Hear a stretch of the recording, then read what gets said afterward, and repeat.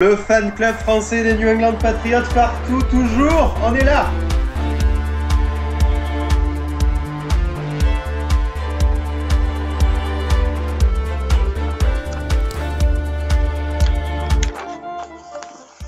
Bonsoir à toutes et bonjour à tous. Je suis ravi de vous retrouver pour une nouvelle émission du 5e quart-temps. On continue, c'est à l'approche de ce Super Bowl, les émissions après que vous ayez eu les émissions sur la saison régulière, sur les playoffs. On a eu tout un débat aussi autour de Tom Brady. Cette fois-ci, on retourne dans le passé, on regarde un coup d'œil dans le rétro, dans l'histoire. On regarde le Super Bowl qui avait déjà eu lieu entre les Philadelphia Eagles et les New England Patriots. Donc on va retourner quelques années en arrière, en 2005. Et pour ça, il me fallait celui qui s'y connaît le mieux en New England Patriots. J'ai nommé le président. Bonsoir, président. Salut à toutes, salut à tous, on est là. Donc au retour ce 6 février 2005 à Jacksonville, où les New England Patriots ont affronté les Philadelphia Eagles. On vous laisse, pour ceux qui ne connaissent pas le résultat, un petit suspense pour vous donner le vainqueur, même si tout le monde s'en doute bien. Président, avant d'aborder la rencontre, raconte-nous un peu le contexte de cette finale. Alors, le contexte, c'est deux énormes équipes, c'est-à-dire que c'est les Eagles qui sont premiers de la NFC avec 13 victoires et 3 défaites, et de l'autre côté, les Patriots avec 14 victoires et 2 défaites.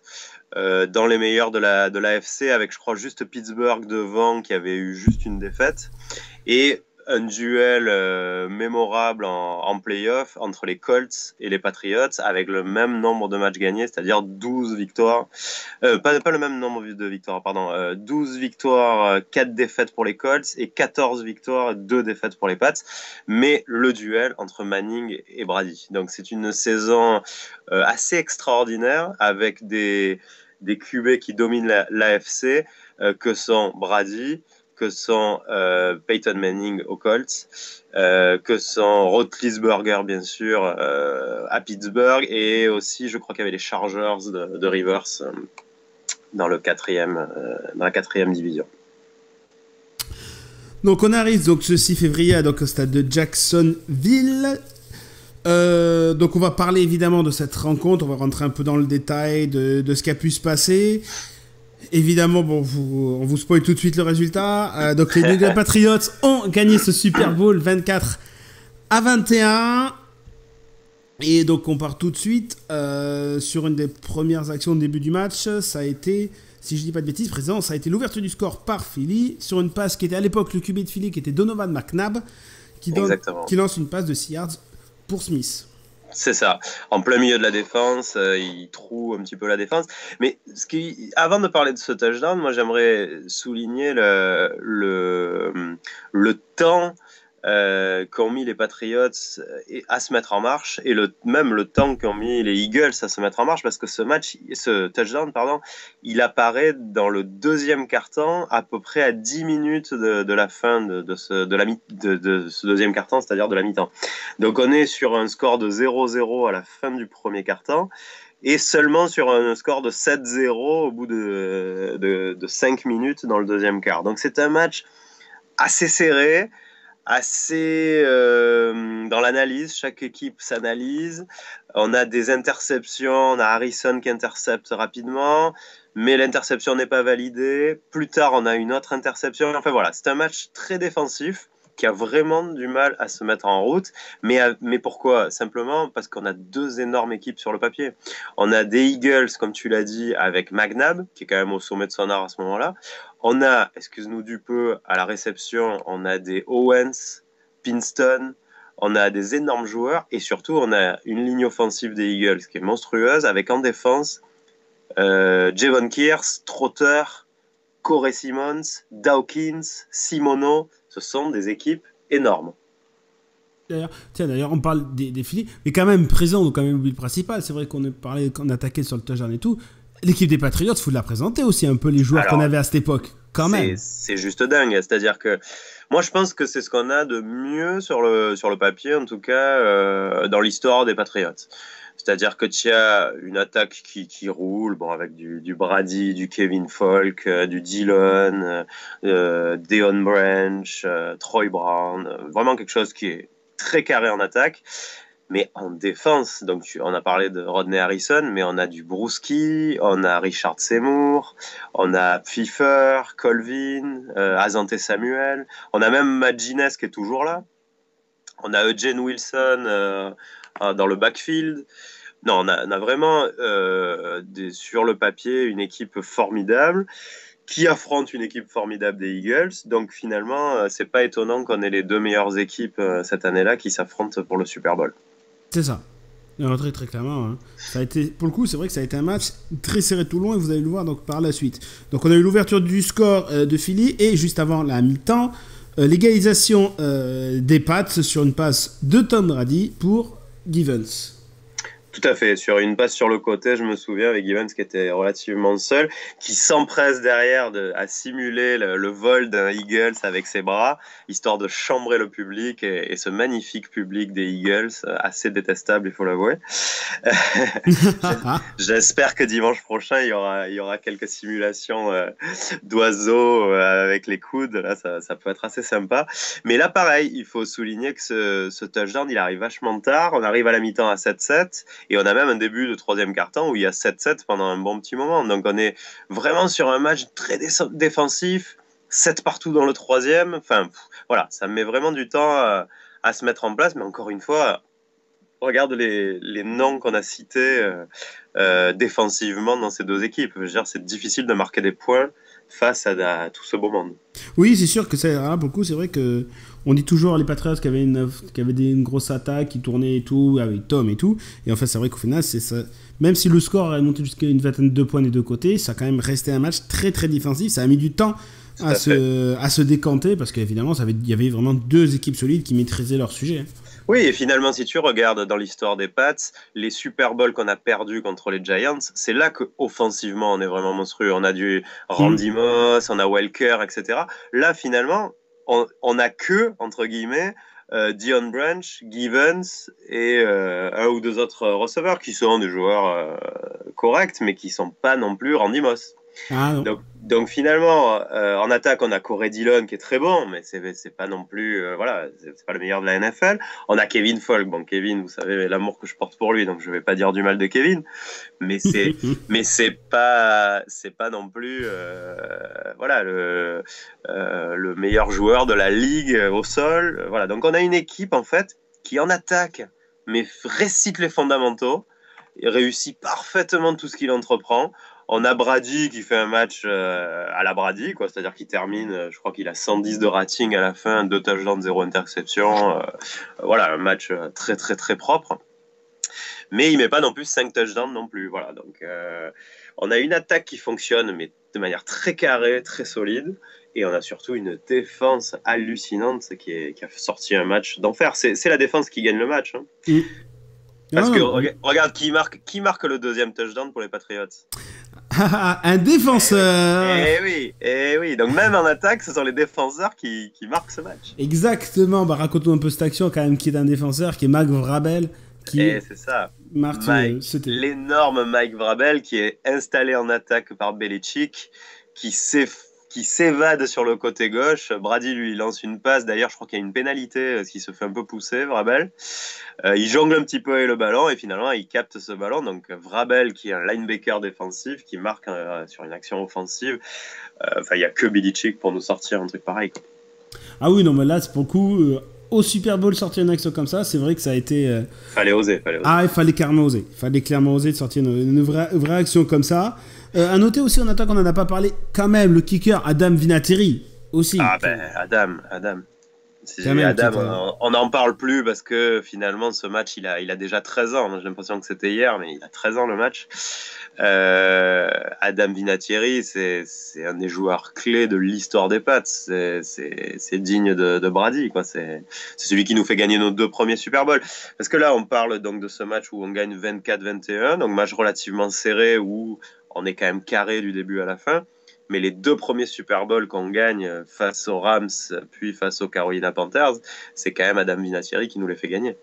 Oui, exactement. C'est lui qui nous fait à la toute fin de la rencontre qui met des coups de pied qui permettent de remporter une bague. Exactement.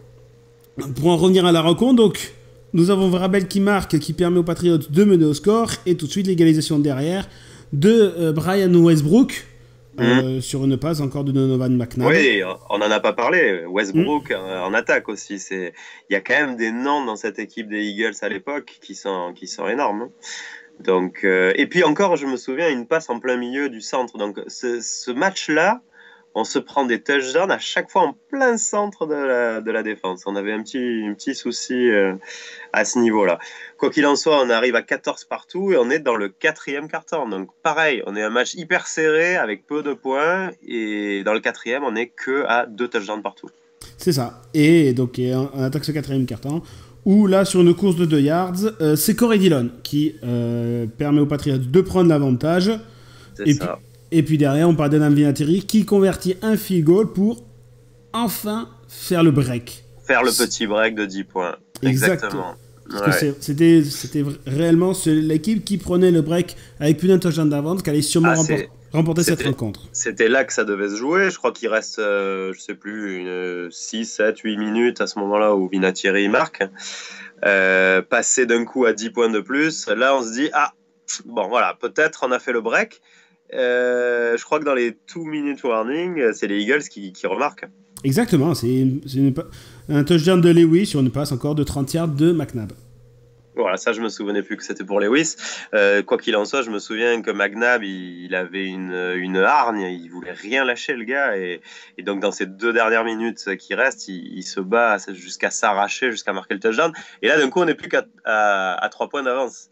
Donc le match n'est plus du tout le même. Et on commence un petit peu à avoir peur. On voit un peu les prémices de ce que nous allions vivre quelques années après contre les Giants.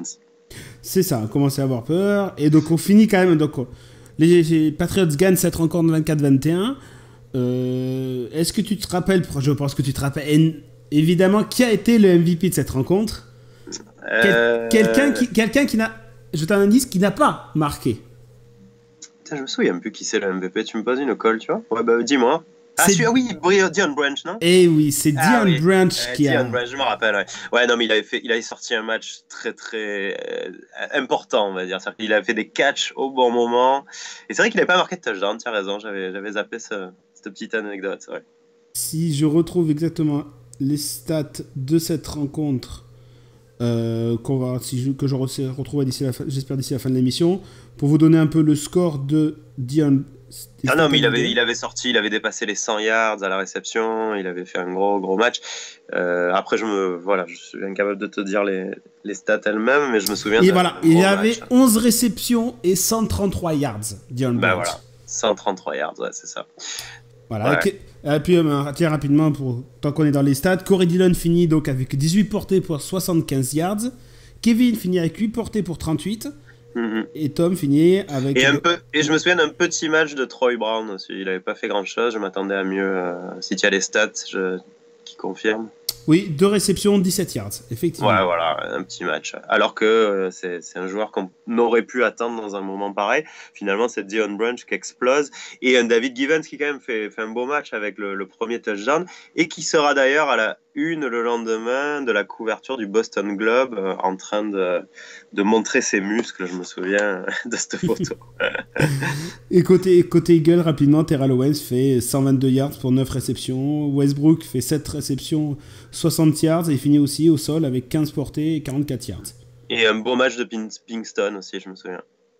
Oui, 4 réceptions, 82 yards, effectivement. Voilà, un gros nombre de yards, c'est ça. Alors, en tout cas, ce que j'ai envie de souligner par rapport au match qui va venir, là, c'est que je trouve un équilibre entre l'attaque et la défense qui avait permis notre victoire. C'est-à-dire qu'on avait vraiment une variation de jeu entre Branch, Givens, des courses de Dillon, des passes latérales vers Kevin Folk, voilà. Tout, même je crois que Graham, notre Titan, avait fait un ou deux catchs intéressants. Voilà, on avait une variété de jeux, une variation de jeux. À chaque fois, j'en parle dans mes prévisions. Je veux toujours que Tom trouve cet équilibre. À ce moment-là, je trouve que Brady était au firmament de cet équilibre-là. C'est-à-dire qu'il n'était pas dans le je vais sauver l'équipe comme aujourd'hui, parce qu'on savait pas qu'il était encore the GOAT. Il faisait son taf, il le faisait de manière équilibrée, et notre défense, avec les noms qu'on a donnés tout à l'heure, faisait plus que son boulot. Oui. Si on arrive à ça dimanche prochain, à cet équilibre-là, je pense qu'on peut battre cette équipe d'Eagles de la même manière. Pour savoir réellement qu'on rentre dans le détail un peu de la preview, il va falloir attendre encore quelques jours et se retrouver dimanche pour que vous puissiez entendre. On languit. Exactement. Il faudra attendre dimanche et notre émission en direct pour ce Super Bowl, pour que vous ayez les clés de cette rencontre. On fera toute une émission pour vous qui vous conduira comme ça jusqu'au Super Bowl. Et attends, du match. Cédric, j'ai une petite question, on n'en a pas parlé, parce que ce match de l'époque, là, de février 2005, il se termine sur une interception quand même. C'est-à-dire qu'on cloue le bec de ces sales animaux de malheur que sont les Eagles sur une dernière passe de McNabb interceptée. Est-ce que tu te souviens qui intercepte ? Là, comme ça, non. C'est un certain Rodney Harrison. Encore une fois. Donc, on a un safety qui fait une action miraculeuse à la fin et qui conclut le match. C'est-à-dire que grâce à ça, ils ne reviennent pas. Parce que s'ils marquent le touchdown, on a perdu. Hein. Il n'y a plus 24-21 pour nous, il y a 26-24 pour eux. Donc, moi, ce que je suis en train de dire, c'est que peut-être qu'on aura une interception de Harmon dans les dernières secondes dans une semaine. Écoute. Si c'est ça, j'achète son maillot. Voilà, vous l'aurez entendu ici en premier. Si Harmon fait l'interception qui fait gagner cette rencontre, le président achète le maillot d'Harmon. Ah mon Dieu, non. Vous l'avez entendu ici, c'est enregistré. Tu ne peux plus t'échapper. Efface au montage. Ah, je n'efface rien. Je garde tout du début jusqu'à la fin. Aïe. C'est entendu, c'est signé. Allez, on attaque les 2 dernières minutes de l'émission. Président, je te laisse la main pour le 2-minute warning et nous dire un peu sur ce que tu veux, ou en tout cas de manière globale, sur cette rencontre, ancienne rencontre entre les Eagles et les Patriots. Écoute, moi je vais juste conclure sur le fait qu'à ce moment-là, quand on gagne ce match, on est au top de ce qui se fait. C'est-à-dire que le premier match en 2001 contre les Rams, on est la surprise. Les Rams de Kurt Warner, MVP, qui tentent le back-to-back. À aucun moment, aucun fan ne s'attend à ce qu'on gagne le Super Bowl. Même pas nous. Hein. On gagne le Super Bowl, on est surpris, on se dit bah écoute, au moins on aura une bague dans notre histoire, c'est déjà sympa. L'année d'après, on revient, pas l'année d'après, encore d'après, on revient, on gagne face aux Carolina Panthers. Là on comprend plus, on se dit tiens, les Patriots deviennent bons, on est 2 titres, on n'aurait jamais misé ça 4 ans avant. Et en 2005, on revient et on gagne ce 3e titre quasi d'affilée, donc contre les Eagles, avec, comme je disais tout à l'heure, un jeu hyper carré, avec des Pats qui s'imposent et qui deviennent une dynastie à ce moment-là. Donc, à ce moment-là, c'est un peu le changement de statut des Patriots. Les Patriots deviennent cette dynastie-là. Pour nous, deviennent une grande équipe en tant que fans.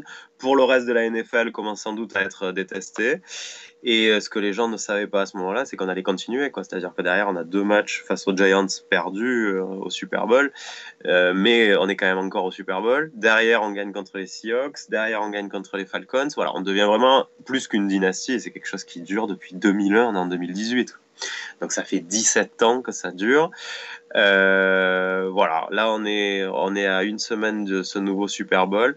Est-ce qu'on va réussir à être encore au firmament de cet équilibre, d'être au top de cette dynastie? Je le souhaite bien sûr, mais je crois que c'est faisable. On a un jeu très très sobre. Brady n'exagère pas.